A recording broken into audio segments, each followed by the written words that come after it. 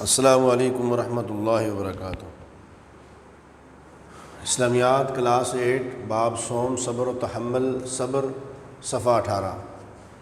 پیارے بچوں، سب سے پہلے آج کا میسج سنت سے اعراض نہیں کرنا۔ سنت سے اعراض کرنے والا دنیا میں ناکام ہو جاتا ہے اور سنت پر عمل کرنے والا کامیاب ہوتا ہے۔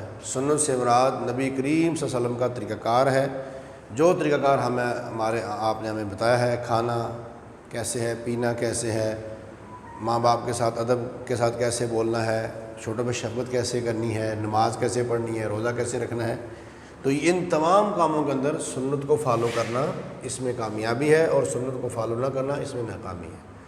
تو آئیے ہم اپنا سبق پڑھتے ہیں، صبر و تحمل۔ یہ باب صوم کا دوسرا حصہ ہے، صبر و تحمل۔ تو سب سے پہلے ہم دیکھ رہے ہیں صبر کا معنی اپنے آپ کو قابو میں رکھنا۔ حالات جس طرح کے بھی ہوں، ناخوشگوار ہوں، مشکلات ہوں، تکلیفیں ہوں، بے صبری سے اپنے آپ کو بچا کے رکھنا اور اپنے آپ کو قابو میں رکھنا، یہ ہے صبر۔ اور قرآن پاک میں صبر کے معنی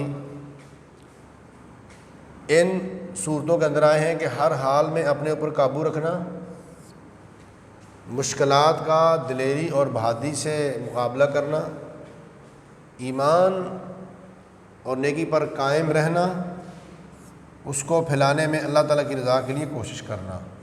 یعنی ان معنوں کے اندر قرآن پاک کے اندر صبر کا لفظ آیا ہے۔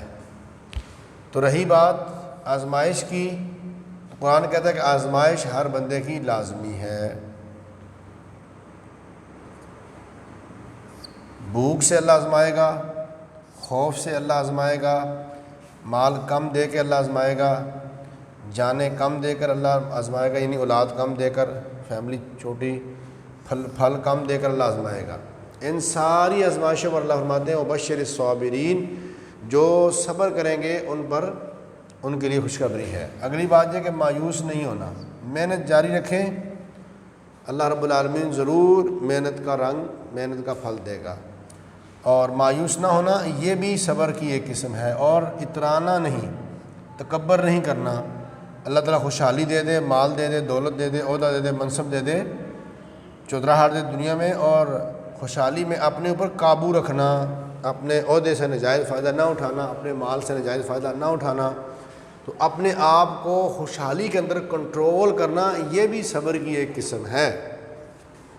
تو پیارے بچوں، یہ تھا آج مختصر صبر کا تعارف تھا، اس لیے آپ نے انہی باتوں کو یاد کرنا ہے اور انہی باتوں کو آپ نے لکھنا ہے۔ صبر کا مفہوم لکھیں اور یاد کریں۔ جو آپ کو وائٹ بورڈ پہ لکھوایا گیا آپ نے یہی لکھنا ہے اور اسی کو یاد کرنا ہے۔ مزید وضاحت کے لیے آپ صفحہ 18 سے اس کی ریڈنگ کر سکتے ہیں، آپ کو ساری باتیں وہاں سے مل جائیں گی۔ السلام علیکم ورحمۃ اللہ وبرکاتہ۔